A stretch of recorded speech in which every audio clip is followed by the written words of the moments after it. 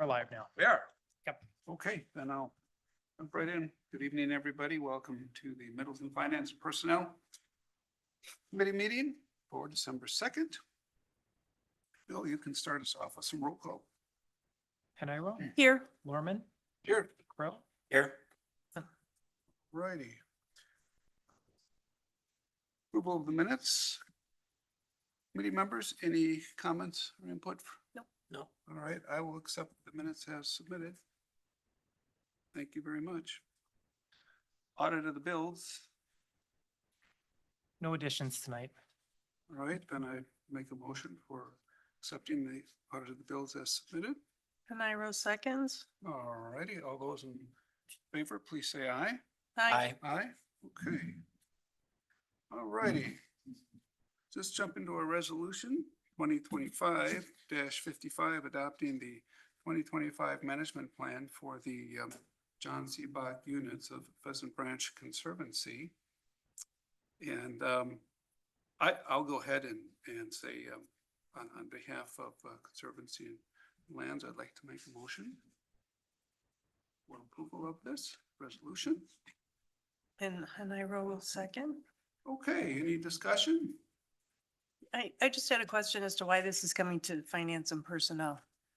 Is it because they recommend dollar amounts in it? Kevin Short, Assistant Director with Park and Rec. I had the same question. When we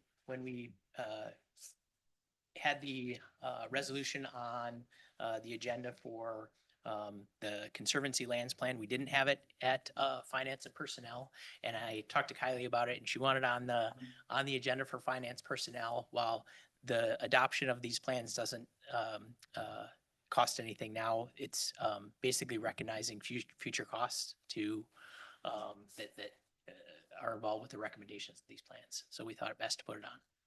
Sounds good. Yeah. Crossing all the Ts and dotting the Is. Question? No.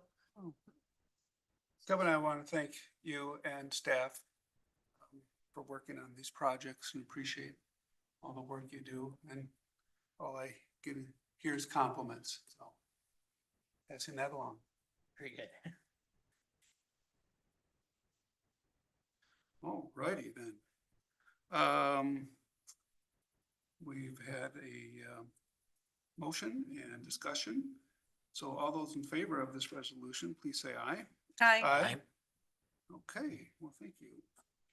Next is our resolution 2025-56, adopting the 2025 Graber Pond Conservancy Management Plan. And This is Heniro. I move to recommend that council approve resolution 2025-56.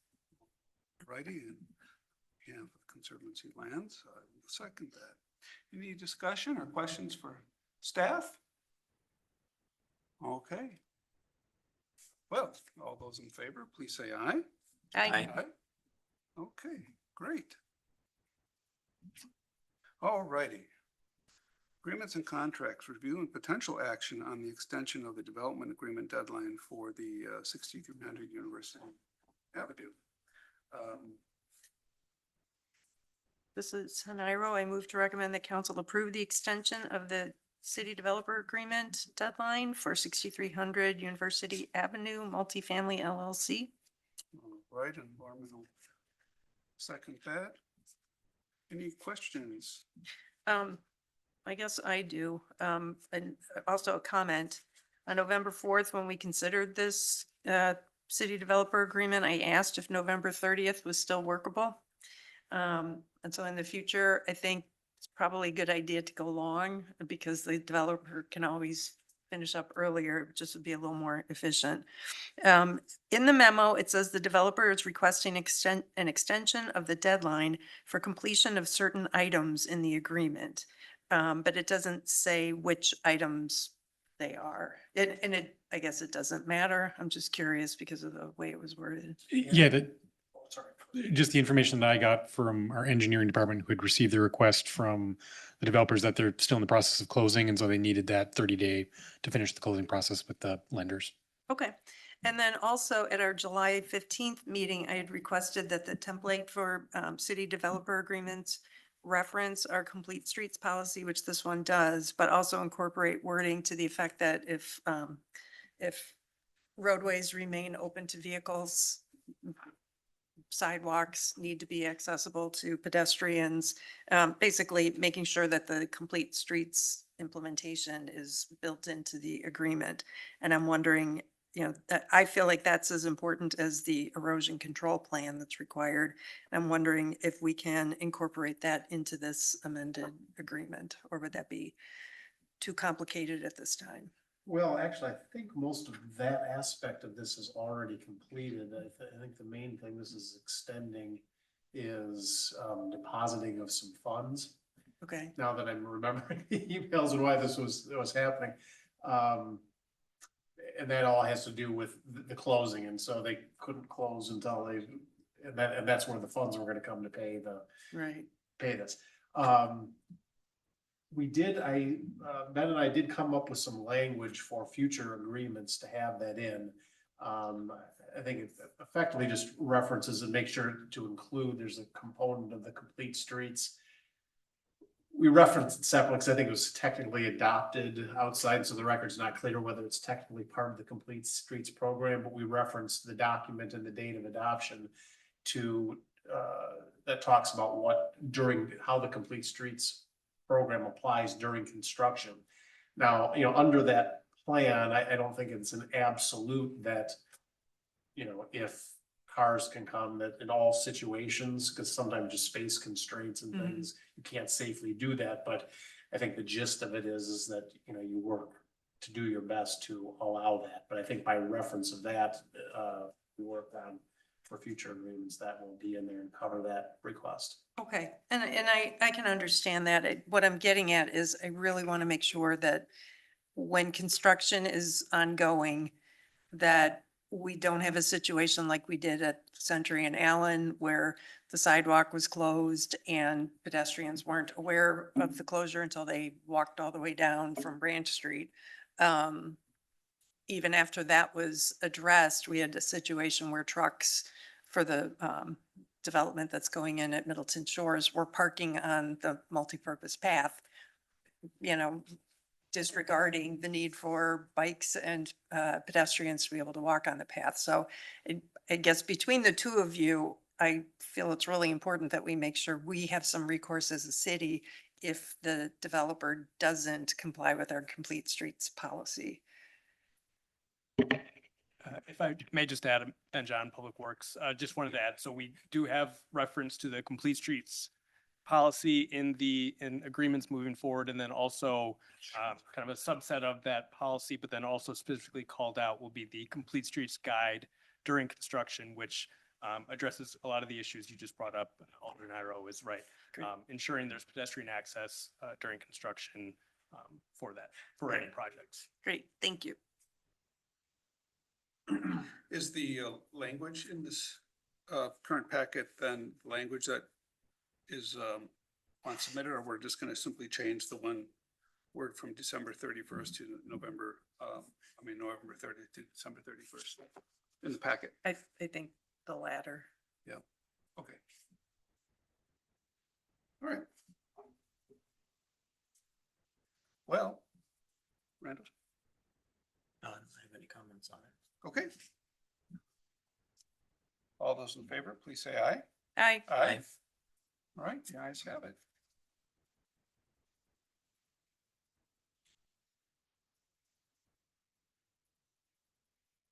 Well, that takes us on to miscellaneous, the ordinance amendment for the sanitary sewer rates.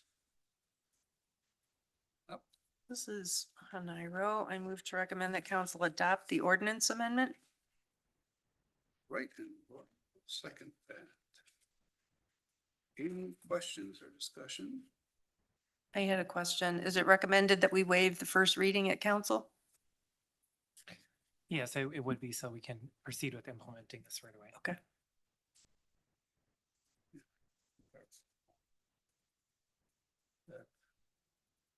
Coming down from them.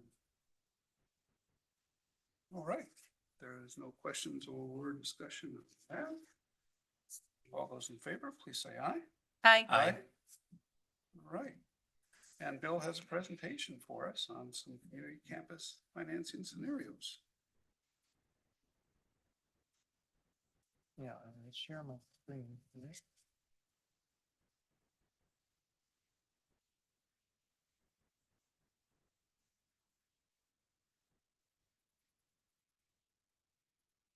Okay, yeah, this builds on work that was done earlier this year and presented to committee of the whole, looking at financing costs and projections for different options coming out of the community campus study. This takes that another level further. We've continued to work along with our consultants at Ellers to refine these scenarios and take the earlier work that focused just on the community campus project and put that into the larger context of the city's existing future planned debt, our operating levy, and the planned TIF closure, and looking at how those could work together. Some caveats on these before I get into the specific scenarios. These are still conceptual. They're showing potential impacts of borrowing. We know things will change between now and any future project. Interest rates will change, construction costs could change, but this is our best estimate based on the information as of today, based on current situations and current projections. These scenarios are all assuming a borrowing for the community campus project in 2027. We're assuming that we would be issuing that debt over 20-year general obligation notes. And this does not include potential offsets such as impact fees, capital grants, fundraising. And these scenarios are also not tied to a specific building concept. They're more conceptual, looking at dollar amounts to look at different dollar amount levels, what is the projected levy and tax impact, knowing that there will likely be modifications and continued discussion about the different scenarios and what a potential future project could look like. Included with these projections are some strategies to look at how a project of this scale could be combined with our existing projects to try to mitigate the overall impact on the taxpayers on the tax rate. So the first of these is looking at layering in new debt service as existing facility debt is repaid. And we've been talking about that during the budget each year and looking at future projections that we have debt for other facilities that will be paid off and dropping off in future years for police, fire and EMS, Middleton Operations Center. So as that debt service goes down, there's capacity to build in debt service for additional facility debt. The second strategy is related to how we structure our borrowing in 2026 for the recently adopted budget. And because of the timing with the TIF district closure, there's an opportunity to move some additional principal payments earlier in that issue, try to avoid a one-year dip in the property tax rate to come back up the following year, move some additional principal into that first year payment, both to allow for smoothing out of the tax rate impact, as well as taking advantage of that additional tax base from the TIF closure to reduce interest costs on that issue. And then finally, option three is looking at the additional tax base from that TIF closure and how that could be leveraged to take on additional debt for a future project and try to keep the overall tax rate impact minimal with that addition. So with those kind of broad strategies, the specific assumptions that are included in all of the scenarios are listed on this slide. Several of these are very similar to what was looked at earlier this year when we looked at the analysis for the community campus project alone. The first is looking at an annual increase in the non-TIF equalized value of just under 3%. That's something that Ellers had put together based on the 5-year average history of the city's increases and then discounting that to be conservative. Going forward, it's assuming a 2% annual increase in net new construction. We were below that the last couple of years, but based on some of the projects that are in the pipeline, we're anticipating that we will be closer to that 2%, at least for the next couple of years.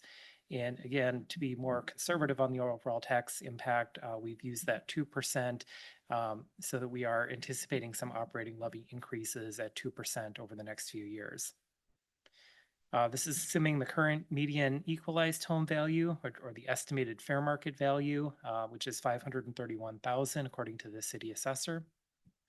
It's assuming a 2% annual change in the median home value. It's anticipating general capital borrowing of 4.4 million in 2026 per the approved budget, and that continuing to be stepped up by $200,000 additional each year, going up to $5 million. And then this is based on an average interest rate for the community campus borrowing of 4%. That was based on a City of Eau Claire issue that was done in October with an addition of 0.21% to be somewhat conservative. And in talking with Ellers this morning, they've seen interest rates drop further just since that time over the last month. In some of the updated scenarios that we'll be working on with them as we continue to refine things, we'll probably be lowering that interest rate assumption somewhat. But at this point in time, the numbers should be conservative based on where interest rates are today. Of course, we don't know where rates are going to be 2-3 years in the future. However, at least right now, we aren't seeing anything in the short term that would be putting a lot of upward pressure on interest rates. This graph looks at the first of those three scenarios, and this is looking at our current and our future general capital debt service. The different colors on the graph represent in the orange our general capital borrowing. And I should say that this is the debt service, so the annual payments for this debt. Orange would be our general capital borrowing, and then in the other colors, this darker red color, the more of a tannish or gray and brown colors represent debt service on some of the existing facilities. And then over time, as we reach 2028, some of that facility debt will be dropped off, another piece of that in 2030, and then finally by 2033, all of that other facility debt would be repaid. This is also showing that the existing capital debt represented by the orange bars the annual debt service would peak around 2026, 2027, and then decline as those issues are repaid over 8 years. However, we do have additional borrowing that we would be planning each year as part of our capital budget process, and that is represented by the gray bars on this graph that we would be adding in additional debt service levy for that general capital borrowing. And the combined impact of all of that is reflected in the tax rate, which is shown by the red line on here. This looks at an equalized tax rate, so it's based on equalized value, and that's to factor out differences in revaluation years. So this is looking at a consistent standard each year based on the equalized value provided by the state. But that's showing that the equalized tax rate for debt service would be projected to be steady from 25 into 26, and then would potentially start to decline after 2026 based on this other debt being repaid, unless we either take on additional projects or change the structure of future debt. So that's looking at that capacity and looking at this time period on average over this period, you'd be looking at up to a 43 cent per thousand decrease in the projected tax rate for debt service just based on the structure of our existing capital debt. So that's one piece of those strategies that could be used to layer in new debt by having this decrease in the planned capital. Just a question on the future capital, does that include the community campus, or that's just other capital that we may need to Yeah, invest? for this slide, this does not include the community campus. This is just looking at our annual capital borrowing, our general capital borrowing. Okay. So for this year, the 4.4 million.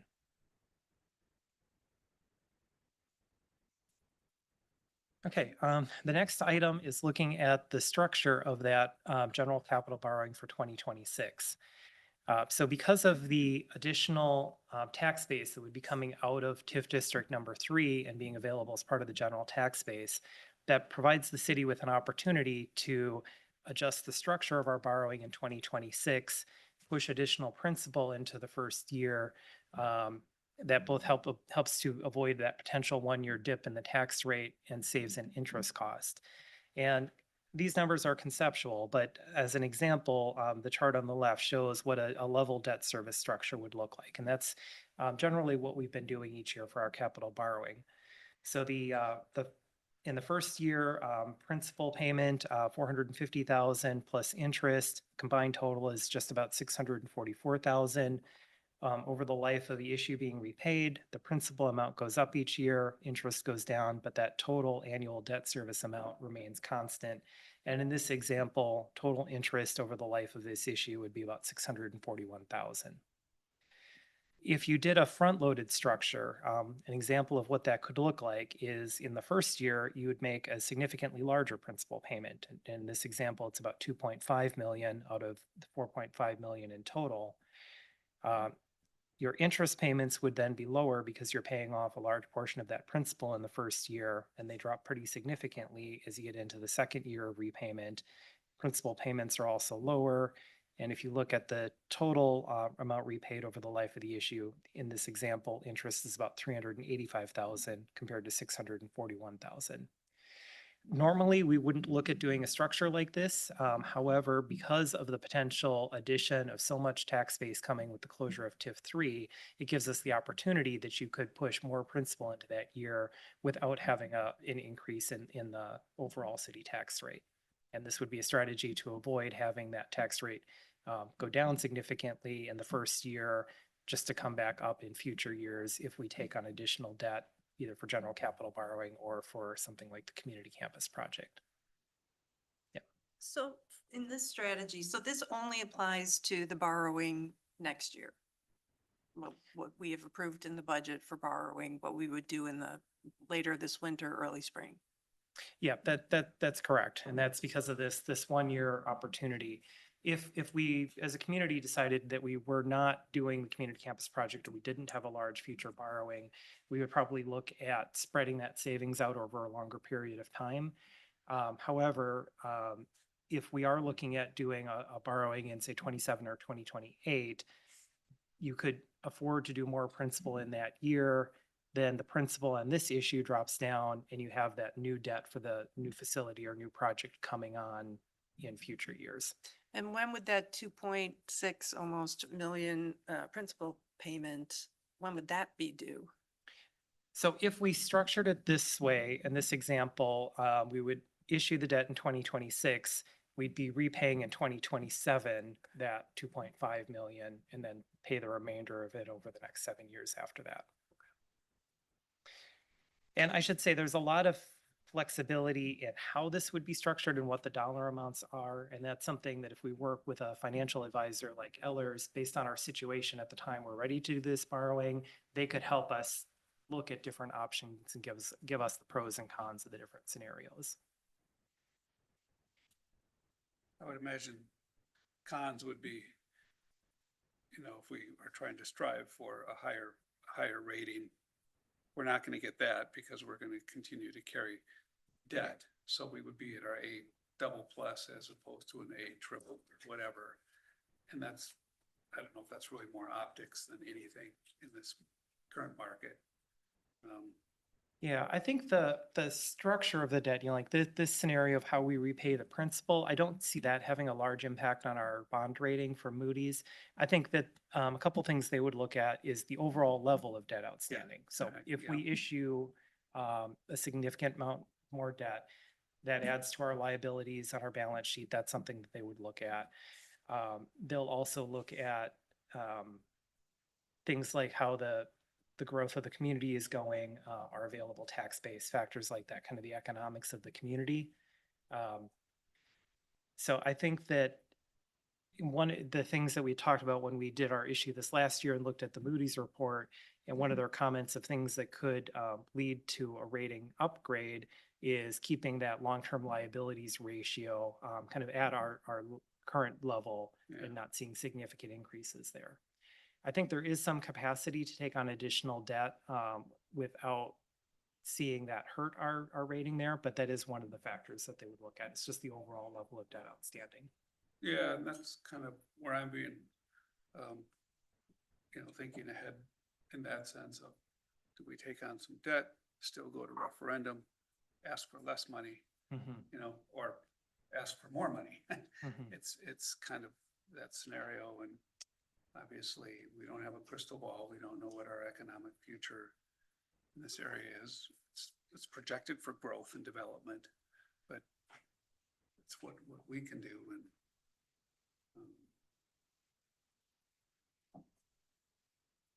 Yeah, I think with Moody's, what we heard from the analysts when we had our rating call with them this year is that City of Middleton is very close currently to a AAA rating. They weren't quite ready to make that change for us at this point, and I think part of it is they want to see, do we maintain at this current level that we're at, rather than just reaching that for 1 year, but can we demonstrate that we're sustaining that level? And a couple things they're going to be watching in the future is liabilities ratio, which both includes our debt as well as how the Wisconsin retirement system is doing, because they look at our share of the Wisconsin retirement system. Fund balance is another key thing that they look at, and we've been adding to fund balance. We've modified our fund balance policy, but I think they'd like to see some track record of staying at that level that we're now at. I'll also say that even at our current rating of a AA1, that is still an excellent credit rating. And to your comment earlier, there's not a lot of difference in the market between the interest rate on a AAA versus a AA1 rating. But certainly it's nice to get the AAA if we can qualify for that.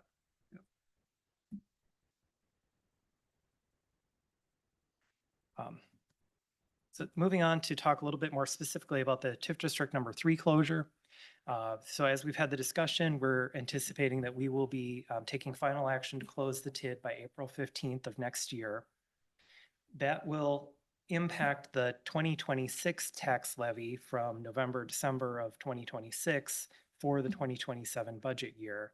And that's going to have the impact of taking that remaining tax base that's in TIF District number 3, and that becomes part of the city's general non-TIF tax base. So there's a much larger pool that the tax levy is being spread over. As a result of that, with that additional 720 million, it's about a 15% increase in the non-TIF tax base. As part of a TIF closure, there is a levy limit adjustment.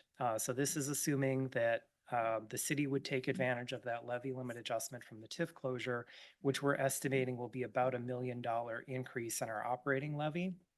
But even if the city does take advantage of that $1 million adjustment, because of the size of the tax base increase, we're still anticipating that all else being equal, there would be a reduction in the city tax rate by spreading our levy over a larger tax base. That impact's estimated at about 27 cents per thousand. And this ties in with the strategy of the structure of the 2026 debt, because if our goal is to keep over time our tax rate relatively constant, that gives us the opportunity to use this additional tax base to pay additional principal on the debt. So in addition to taking advantage of this operating levy increase, we would also have an increase in our debt service levy for 2026 tax year for 2027 that goes towards that principal payment. That would help keep the tax rate constant. Then the debt service on that 2026 issue drops off the next year, and that gives us capacity to start adding additional debt at that point. Does that make sense? Any questions about that? It's a lot of moving pieces. Yeah, so. that 2.6 million then principal payment is made possible by the closure of TID 3. Correct. Yeah. Lucky for us on the timing. Yeah. So then these next slides, a lot of numbers here, but this is kind of what pulls all of the pieces together. And I've got 3 different scenarios that I put together. This one kind of arbitrarily picks a $65 million project. Again, it's not tied to one specific scenario, but just to kind of show conceptually, if we look at borrowing that dollar amount, what could that look like when we put all these pieces together? So the way this table is laid out, it shows for the property tax levy, our current operating levy for 2026, that's 15.4 million. It's assuming a roughly $1 million increase in the levy limit from the TID closure, and then net new construction at about 2% per year. So there's a larger jump in the operating levy from 26 to 27, and then that increases by 2% each year. The next column, we have our debt service for our existing debt that we've already issued. That's about 6.4 million, and that'll go down over time as that debt is repaid. We are anticipating future debt, and this is what I call future CIP debt. That is the general capital borrowing before we look at the community campus project. And in these scenarios, it's showing a larger amount of debt service in 2027, taking advantage of that opportunity to have more principal repaid in that first year. And then that drops down in 2028, and then over time, as more issues are done each year, that would increase over time, replacing the existing debt that drops off. This next column then looks at the community campus debt. And this is looking at, in scenario A, $65 million project. When we factor in principal and interest, showing that starting at about $3.7 million per year, and then that would be structured increasing over time. So as we have other things dropping off, we're laying in that additional debt service and fully repaid after 20 years. So that takes our total property tax levy from all of those sources. We look at the equalized value of the community, and that's growing by that 2.9% based on our 5-year average. And then looking at what the equalized tax rate would be. So based on equalized value, again, factoring out differences in whether it's a revaluation year or not. And in this scenario, it actually shows that the equalized tax rate would be decreasing a little bit each year by about 0.6%. So even with taking on the additional levy and the additional debt, based on the average growth of our community, we would anticipate seeing that decrease. Then we looked at what would be the potential impact on a median home. So this looks at the current median home value, assuming that increases by 2% per year. And the annual change in the city tax, even though the tax rate is going down a little bit each year, the amount of tax paid for the city taxes would be going up slightly each year, just based on the increase in value of the property. Now, for an individual home, it's going to depend on assessments and whether their assessment is increasing more or less than the average over time. But this is just trying to look at equalized rates, kind of looking at an average over time to see what that impact would be, kind of factoring out differences in revaluation cycles and how much one property is assessed, assessment changes versus another. If I go to scenario B, that's laid out the same way. This is assuming an $85 million project. And this number was chosen to try to look at if we kept the city equalized tax rate constant. So we're at $4.50 per thousand now, continuing that forward, no change for the first 10 years. That debt service could be accommodated for an $85 million project. The annual change in city tax based on anticipated increase in home values is about 2% per year, about $50. And that's similar to where we have been over the last few years. We've had some years where the equalized tax rate goes down, but typically city tax rate, taxes paid by an average home has been increasing by about 2% per year. And we're right about that this year at about 2.2%. And then the third scenario I looked at was a $110 million project. With that one, there would be a projected increase in the city tax rate. This looks at the first year that the debt service would come online for a new project, a 5% increase in the city tax rate, and then at that higher level, trying to keep the tax rate constant for 10 years going forward. That in that first year projected impact on the median home is $173, and then that drops down to about that $50 a year, or roughly 2% increase in those years after that. So I think part of the thought here is that if we look at this in the context of all of the things going on with the city, looking at our operating, our existing debt being paid down over time as facility debt drops off, and the impact of the TIF closure, there is an opportunity to take on one of these projects with potentially keeping the tax rate constant, or in this scenario, having an increase and then being able to keep rates constant after that increase. And then from here, I think where we would go is that as we have additional discussions about the community campus project, but a potential scope and size, narrow in on that, then we can look at additional scenarios and kind of refine this further and look at tax impacts a little bit more granularly. But at least this provides kind of a context to start with of if we look at these things in combination, where are we at? A couple thoughts going forward. I do think that it will be important to work with a financial advisor, certainly on the community campus borrowing.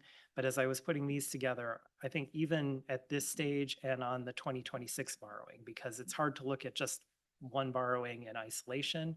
And I think there's a lot of value of us having a consultant like that available as we continue to work on this project. So I think that's something that we'll be bringing forward at a future meeting, is a proposal to engage an independent financial advisor for at least the next couple borrowings leading up to a potential project. With that, are there any questions, or are there things that would be helpful that you'd like us to do some additional analysis on and bring back to future discussion?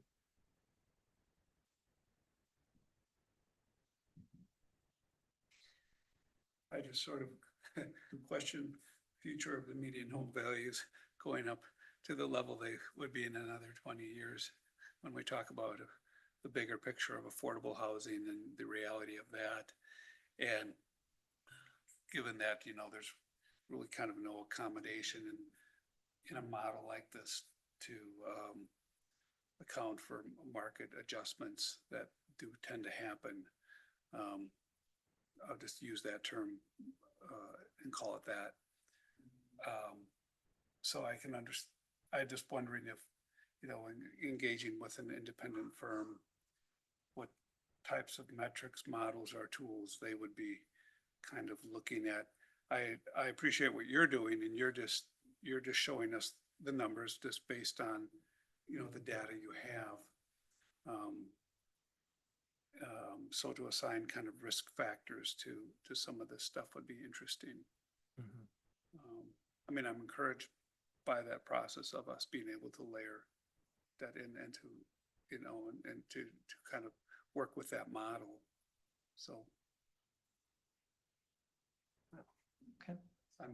I see it favorably, you know, it's, you know, to put it bluntly, why give taxpayers back something that they're already used to paying? We did it with our stormwater utility referendum.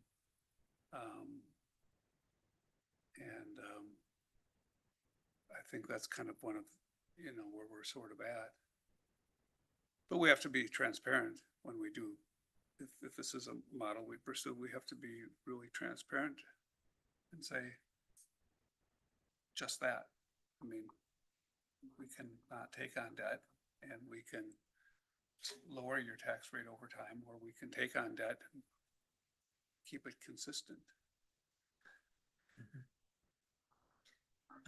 I had a comment and a question. I relayed this comment to Brian, I think last week, that for the information meetings that are going on, like the one that'll be on the 8th here, I would save the strategy detail as maybe a backup slide if needed, and I would just sum up what's the bottom line. And for me, the bottom line, the piece of information that would be really helpful to have is how much more would the owner of a median value home wind up paying for the community campus in total? And how does that compare to the cost they've paid or will complete paying off for the MOC, the police department, and fire and EMS? Because I think if we can compare those two in present dollars, it might help them see, look, what we're proposing to do with these 3 buildings isn't much different, or maybe it is much different, we don't know. But how does it compare to what they're already paying off? Because I would guess people probably aren't aware that they're paying that off now. Do you know what I mean? So I feel like that is probably the most useful piece of information we could share with residents, is here's what it's going to cost over the 20-year period. And here's what we've been paying for these other 3 facilities that they'll know about. And I think the demographics of our community will play a big role in this too. I mean, are we a young growing city? Are we a middle-aged city getting older? Or are we really going to end up being a community of older people down the road? You know, the high school is kind of an interesting weather indicator of just enrollment, right? So if enrollment is down, makes you kind of scratch your head and go, young less people? I mean, there's just, you know, And I guess I would be looking to the consultants to kind of help us put all that together. So we can get a sense of that. What is the median age of people in Middleton and their capacity to say, stay here, be income earners, and continue to pay taxes versus maybe they won't be here. Maybe they're literally going to die, right? And be replaced by a younger working demographic that is accustomed to living life with a little bit more debt because they're building up as opposed to being on the other end of that process. So I just see kind of a lot of moving pieces that from a really big picture perspective, that goes kind of outside the granular side of our finances, but to really demographics and the financial capability of our taxpayer base. I think that matters somewhat. Yeah, I can look at That can how be we can put in get there. some of that information and see what trends are. And some of that is similar to things that Moody's looks at when they do their scorecard analysis, Yeah. because they're looking at the community and they're looking at it from the lens of ability to repay. So not just how much debt do you have outstanding, but how much can the community support the repayment of that? So they'll look at property values, they'll look at income levels. So we can see what we can put Yeah, because I together could, on that. just a bullet point in a presentation where you say to people, oh, look, the prospect of Middleton is good. The city's going to continue to have, call it a workforce demographic that's going to be able to do this. I'm just, different cities and different places in the country are going to react very differently to these types of things. I was gonna go back to something Alder Haniro said about kind of comparing the prices compared with Mock and the police station. And this maybe goes more to Brian, when we're talking about what do you get for, what you're paying. Again, having as part of our presentation saying, here's what the vision is of what we could do with the money that we'll be paying for it. So this is what the community gets out of it as well as Oh, this yeah. as well as this is what it costs. Right, definitely emphasize benefits and costs. Yeah.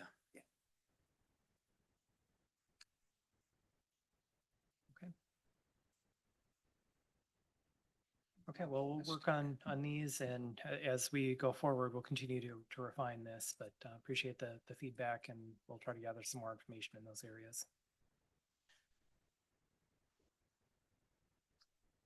Okay. Thank you. That's very good. Thank you, Bill. Appreciate that. Any burning future agenda items to mention now at this time, or is everything in queue? All right. That we stand adjourned. Thank you.